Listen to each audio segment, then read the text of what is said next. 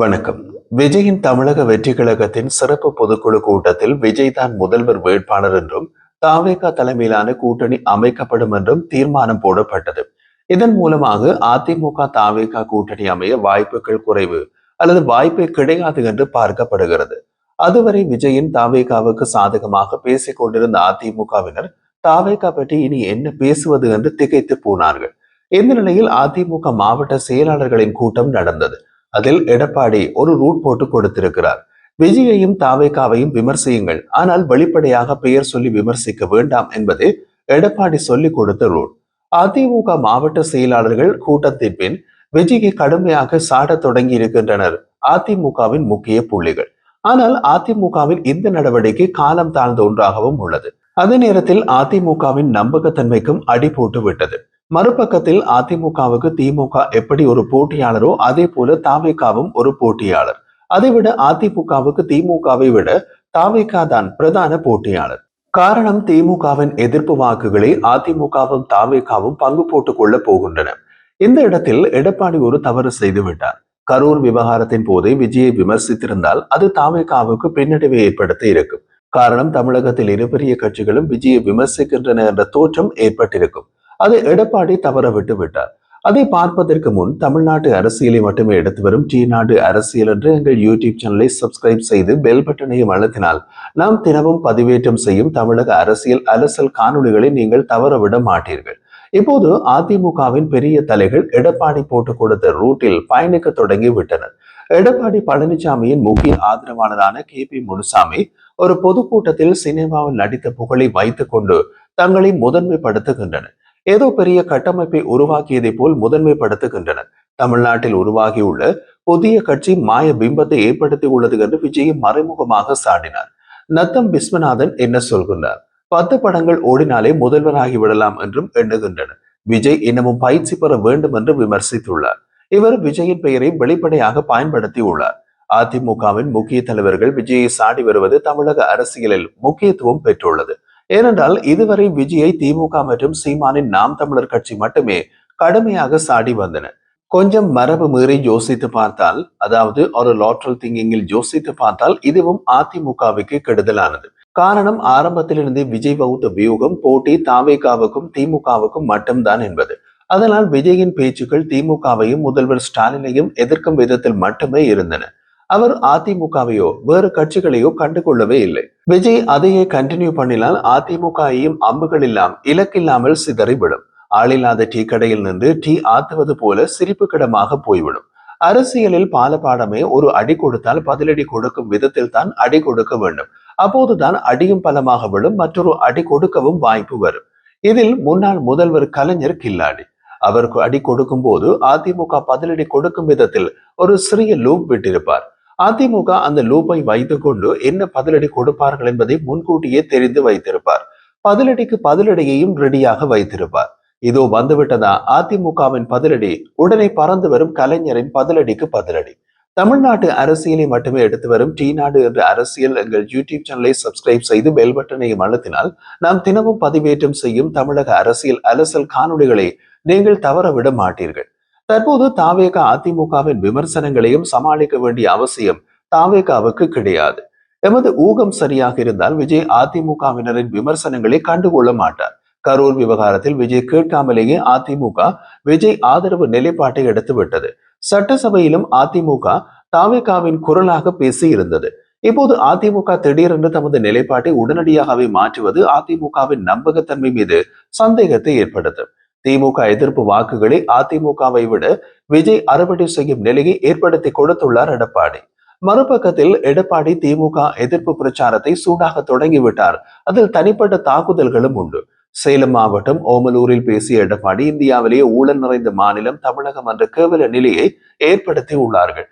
மக்களை பற்றி சிந்திக்காமல் குடும்பத்தை பற்றியே சிந்திக்கின்றனர். தமிழகத்தில் நடக்கும் குடும்ப ஆட்சியில் 4 முதல்வர்கள்: ஸ்டாலின், உதயநிதி, ஸ்டாலின் மனைவி துர்கா, மருமகன் சபரீசன் என்று 4 அதிகார மையங்கள் மக்களை ஆட்டி படைக்கின்றன. அதனால் தான் லஞ்ச லாவணியம் மலிந்து விட்டது. மதுரை மாநகராட்சியில் 700 கோடி ரூபாய் ஊழல் செய்தது திமுக. மேயரை தூக்கினர். இன்று வரை புதிய மேயரை நியமிக்க முடியவில்லை.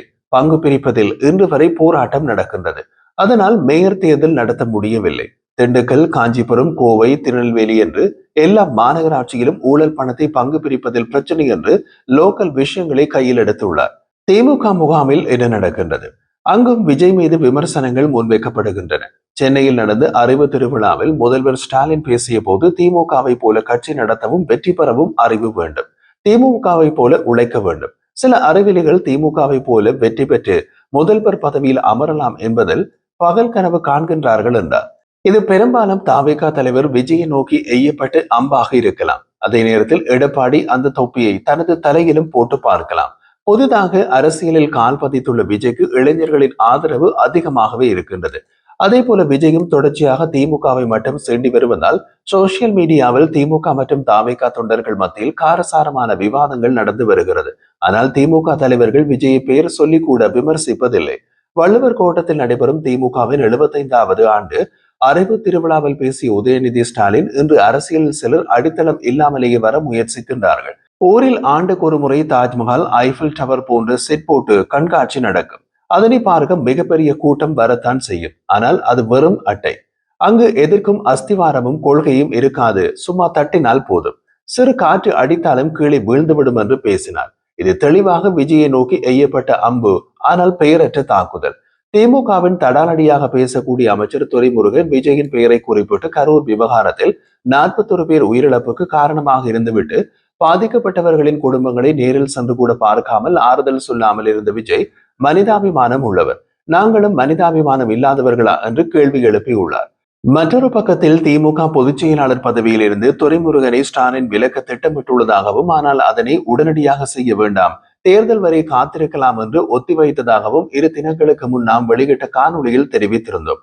இப்போது அந்த பேச்சு திமுக வட்டாரங்களில் பலவாக அடிபட தொடங்கி உள்ளது. ஆனால் சற்று வேறு விதமாக திமுக பொதுச் செயலாளர் பதவியில் இருந்து துரைமுருகன் தாமே விலக இருப்பதாக தகவல் வெளியாகி இருக்கின்றது. உடல்நல குறைவு காரணமாக தனது கட்சி பதவியை ராஜினாமா செய்ய துரைமுருகன் முடிவெடுத்துள்ளதாக கூறப்படுகிறது. ராஜினாமா கடிதம் கொடுக்கப்பட்டால் ஸ்டாலின் அதை ஏற்றுக்கொள்வார் என்றும் தெரிய வருகிறது. இம்முறை சட்டமன்ற தேர்தலில் துரைமுருகனுக்கு சீட் கிடையாது என்று ஸ்டாலின் அவரிடம் நேரடியாகவே கூறிவிட்டதாகவும் கூறுகின்றார்கள். அது தேர்தல் நேரத்தில் துரைமுருகனுக்கும் சங்கடமாக இருக்கும். தேர்தல் முடிந்த பின் திமுக பொதுச் செயலாளர் பதவி எப்படியும் போய்விடும் என்பதால் இப்போது அவராகவே கௌரவமாக விலகிக் கொள்ள முடிவெடுத்திருக்கலாம். துரைமுருகனின் விலகலுக்கு பின் திமுக பொதுச் செயலாளர் பொறுப்பை யாருக்கு வழங்கலாம் என்பதில் 2-3 சாய்ஸ் உள்ளதாக சொல்லப்படுகிறது. திமுகவின் தலைவர் பதவிக்கு பின் 2வது மிக முக்கியமான பதவி பொதுச் செயலாளர் பதவிதான். திமுக தொடங்கப்பட்ட போது அண்ணா தலைவராவார் என்ற எதிர்பார்ப்பு இருந்தது. ஆனால் அண்ணாவோ பெரியார் தான் என் தலைவர், திமுகவில் தலைவர் பதவியும் அண்ணாவுக்காக காலியாக வைக்கப்பட்டிருக்கும் என்று கூறி திமுகவின் பொதுச் செயலாளராக இருந்தவர் அண்ணா. அதன் பின் மாற்றம் செய்யப்பட்டு தலைவராக கருணாநிதியும் பொதுச் செயலாளராக அன்பழகனும் இருந்தனர். அன்பழகன் மறைவுக்கு பின் அந்த பதவிக்கு துரைமுருகன் கொண்டு வரப்பட்டார். கடந்த 5 ஆண்டுகளாக துரைமுருகன் பொதுச் செயலாளராக செயல்பட்டு வரும் நிலையில் அவருக்கு வயது மூப்பு காரணமாக அடிக்கடி உடல்நல குறைவு ஏற்பட்டு வருகின்றது. துரைமுருகன் பதவியிலிருந்து விலகுவதற்கு முன் தமது குடும்பத்தில் ஒருவருக்கு முக்கிய பதவி கொடுக்க வேண்டும் என்று கேட்டிருந்தார் என்றும் கூறப்படுகின்றது. அதையடுத்து வேலூர் வடக்கு மாவட்ட செயலாளராக அமைச்சர் துரைமுருகனின் மகனும் எம்பியுமான கதிர் ஆனந்த் நியமனம் செய்யப்பட்டுள்ளார். துரைமுருகன் நீண்ட நாட்களாகவே கதிர் ஆனந்தை மாவட்ட செயலாளராக கொண்டு வர வேண்டும் என்று முயற்சித்து வந்தார். தேர்தல் நெருங்கும் நேரத்தில் ஸ்டாலினும் பொறுப்பை கொடுத்துள்ளார். திமுகவில் பொதுச் செயலாளருக்கு கீழே துணை பொதுச் செயலாளர்களாக முன்பு 5 பேர் இருந்தனர். இப்போது புதிதாக 2 சேர்த்து 7 துணை பொதுச் செயலாளர்கள் உள்ளனர். துணை பொதுச் செயலாளராக இருந்த சுப்புலட்சுமி ஜெகதீசன் தனது பதவியை ராஜினாமா செய்த பிறகு அந்த இடத்திற்கு கனிமொழி கொண்டு வரப்பட்டார். அந்த மாற்றத்தால் தலைமை கழகத்தில் கவுண்டர் சமூகத்திற்கான பிரதிநிதித்துவம் இல்லாமல் போனது. அதனால் துணை பொதுச் செயலாளர் எண்ணிக்கையை அதிகரித்து கவுண்டர் சமூகத்தில் இருந்து ஒருவரை அதில் நியமிக்க முடிவு செய்யப்பட்டது. கலைஞர் ஆட்சி காலத்தில் பெரும் துறைகளை கையில் வைத்திருந்த சாமிநாதன் தற்போது கவனிப்பில்லாமல் இருக்கின்றார். அத்துடன் உதயநிதிக்காக இளைஞரணி செயலாளர் பதவியையும் விட்டுக் கொடுத்தார் என்கின்ற அடிப்படையில் அவரை துணை பொதுச் செயலாளராக முடிவெடுத்திருக்கின்றார்கள்.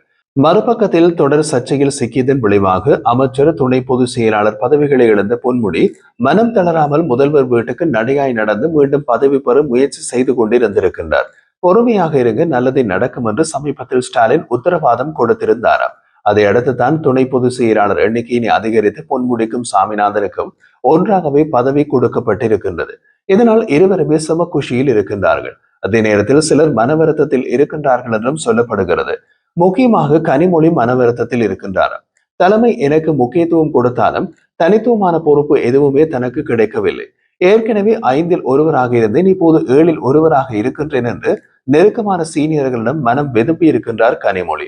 அதே போல ஜெகத் ரட்சகன் செலவுக்கு மட்டும் நானா, ஏன் நானெல்லாம் துணை பொதுச் செயலாளர் ஆக கூடாதா என்ற மெசேஜை சீனியர் ஒருவர் மூலமாக ஸ்டாலின் வரை கொண்டு போயிருக்கின்றார். அமைதியாக இருங்கள், விரைவில் மாற்றம் வரும், நல்ல செய்தி வரும் என்று அவருக்கு சொல்லப்பட்டுள்ளது.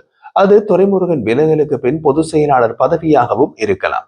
மறுபக்கத்தில் எவ்வித சலனமும் இல்லாமல் மௌனமாக இருப்பது அமைச்சர் ஏவா வேலுதான். இந்த முறையும் துணை பொதுச் செயலாளர் பதவி கிடைக்கவில்லையே என்று கேட்கும் தன் ஆதரவாளர்களிடம் அவசரப்பட வேண்டாம். திமுகவின் முதன்மையான 3 பதவிகளில் ஒன்று எனக்கு தானியா என்று நம்மட்டு சிரிப்போடு பதிலளிக்கின்றாராம் வேலு. அவர் கண் வைத்திருப்பதும் பொதுச் செயலாளர் பதவிதான் என்கின்றார்கள்.